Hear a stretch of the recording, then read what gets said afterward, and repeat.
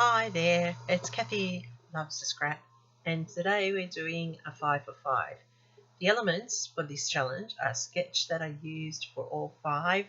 I turned it or flipped it, brads or enamel dots, washi tape, buttons and loads of layering. I've used this sketch here from Myuki Kawakami. She's very talented and makes great clothes art. Here is one of the ones I have done for the challenge, and here's another one. You can see the elements there. This one's a little bit different. It's still using the same sketch and turning it. This one here is using the same elements of the sketch. And finally the one I'm going to show you today, how it came together. So this is the sketch coming up now, and I have turned it on its side from the original orientation. You can see all of the elements, and they are only guides when you're doing a sketch. They're not how they need to be, but you can choose that.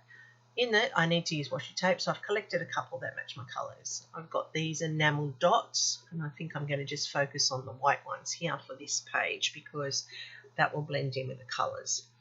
I've got some puffy tape and I've got some adhesive tape which I use all the time. I have the dies that I think I'm going to use on this layout. One's a messy scribble, one's a messy circle. I have gotten some ephemera together, and I'm going to use the Kaiser ink pad denim to use for my edges. I've cut this out of a piece of paper. I can't tell you the brand. I've had it for a while. I've got some red cardstock, some blue cardstock. And I love these papers, and I've had them forever, so I thought I would use them. I can't tell you the brand. If someone knows the brand, that would be great for. But I've had them for so long, I just can't remember who or what the brand is that they came from. And a little bit more cardstock that I may or may not use throughout. Okay, here's a photo of my boys, and I'm going to use some buttons as per the challenge request. And now let's get started. Alright, so I'm going to use this striped one as my background, and I'm going to use the blue as my frame. And as I'm very frugal, I like to maximize my use. So I'm going to cut out the frame that I use, and I measure it by cutting out 1 inch by 1 inch all the way around, and that way I come out with a square in the middle. I'm then going to take 1/2 inch off each of the pattern sides. Then I'm going to use the middle that I cut out to create the frame for my photo, which is a 5 by 7. And that too I cut the middle out of because I'm going to use that for my die cuts. And as you can see, I have my scribble die cuts from the blue, from the middle of that frame. Alright, I've also cut out red circle, the scribbles, from the red cardstock that I had put aside. Alright, so taking my backing sheet, I'm going to now edge it with the denim ink in the old way, not using a door bar, just actually using the ink pad because I just want to edge it. Now I'm going to tape up my edges and make them adhere to the frame so I have my page to work with. I'm going to load my photo onto its frame, and I can see that it's just not right, so I'm going to trim a bit.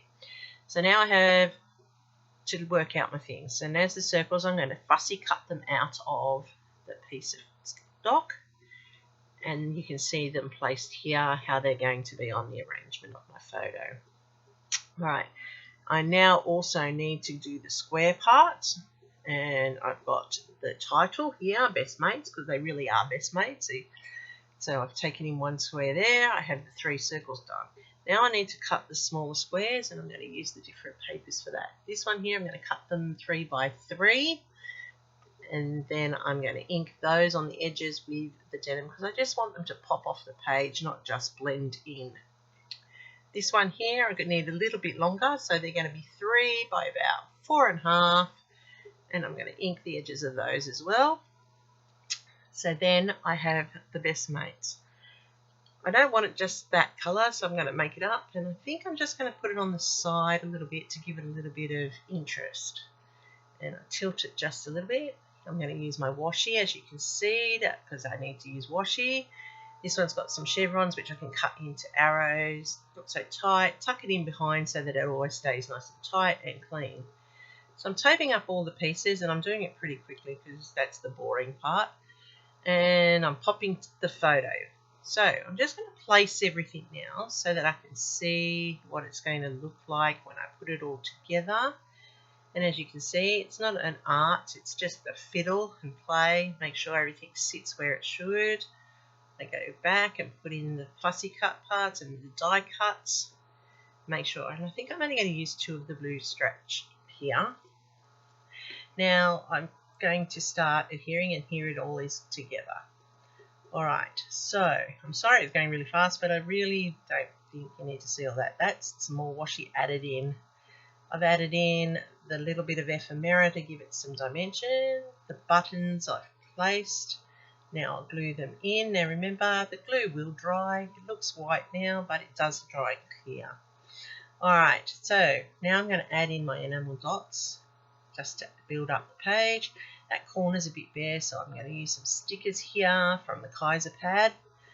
And I'm going to now date stamp it, and it's really important that you date stamp, and then I journal up the edge of it, and I just put the boys' names and how old they were and where we were.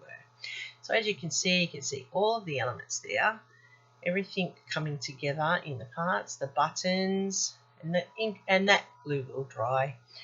I've got them in place. You can see that it's popped and got some dimension, and it's come together all nicely. And I've used washi, I've used the thing, but that top corner is bothering me.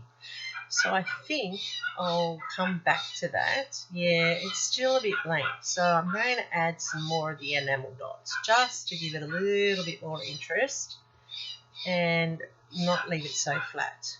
So there it is, finished and all together. Quick little rundown of how that all came. This one here, I have all of the elements, if you can see.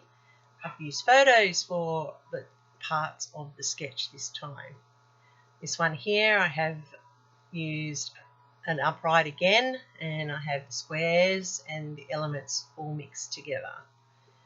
This one here, I've used a giant photo again, but this time I've turned the sketch and I've added the elements in.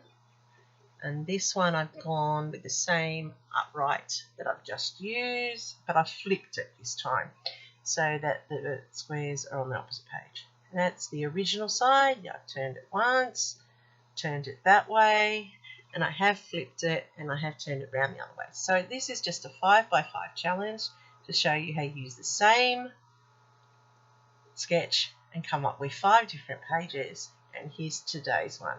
Thanks for looking.